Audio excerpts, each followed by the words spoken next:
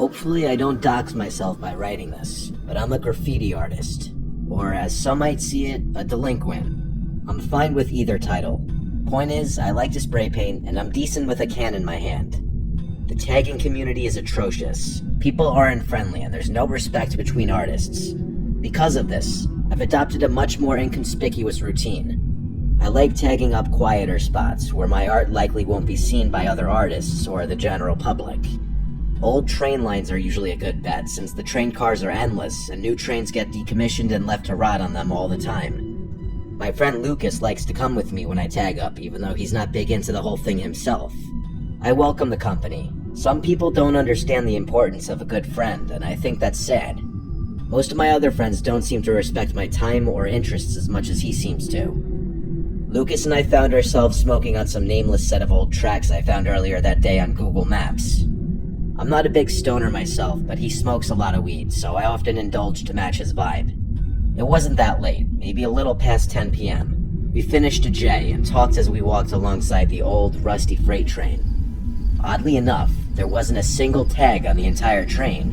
It must have been recently moved here, I thought, excited that I'd get first dibs on such a good surface.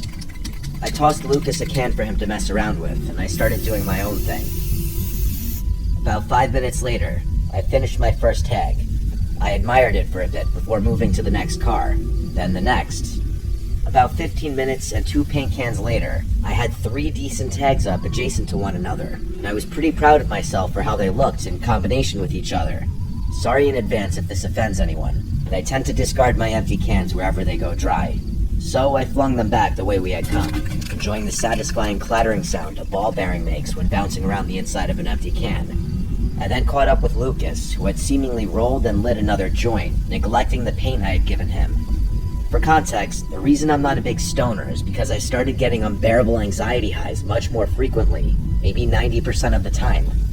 In hindsight, smoking 2 J's with Lucas was a borderline detrimental decision. After all, we were doing something illegal, which was already pretty anxiety-inducing. I smoked the second joint anyway, confident that I'd be okay.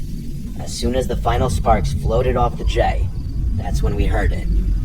A muffled clang from somewhere behind us rang out into the night. The two of us froze and stared into the darkness. I could feel droplets of sweat forming around my neck as adrenaline began coursing through me. I couldn't tell if the sound had come from outside of the train or from inside one of the cars. It was hard to tell which option was worse. We waited for a full minute in silence, and nothing. That's when I whipped out my phone and recorded this video. Bro, what the fuck was that? No. No way, bro. You fucking heard that? I heard that shit, bro. What the fuck? Yo, bro. Ah, fuck. As the video shows, whoever made that noise picked up one of my empty paint cans and threw it at us, before chasing and shouting at us. You can't really see the paint can in the video, but I swear to you, that's what the first sound was. As we frantically made our escape, whoever was behind us yelled, "You better not trip, boy."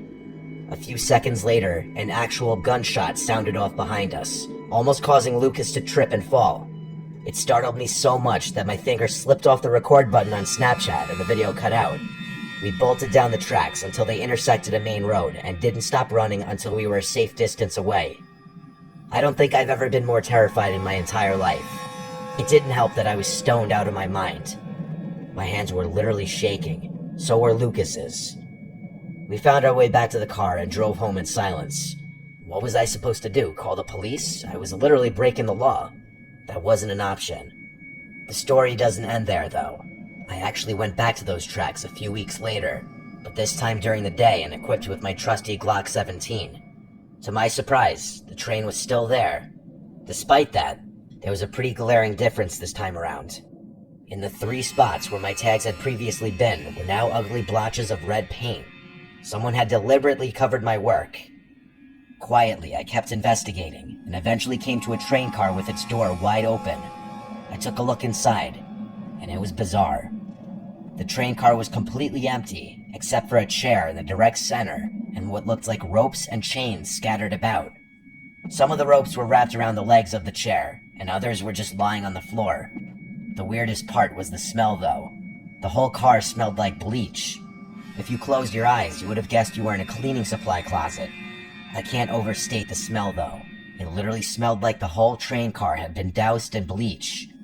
I went to take a picture of the scene when I thought I heard a metal clang somewhere further down the train.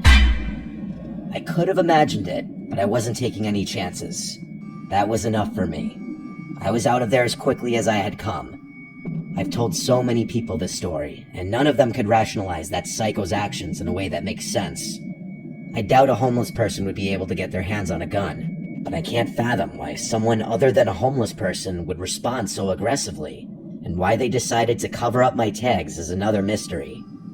I think the most disturbing aspect of this whole thing was the chair in the middle of the train car. I really want to go back to those tracks just to take a picture of what I saw, but I haven't worked up the courage to. I have no idea if whoever was there that night was really shooting to kill us or just trying to scare us. But sometimes, late at night, when it's just me and my thoughts, I can still hear that shot ringing in my ears.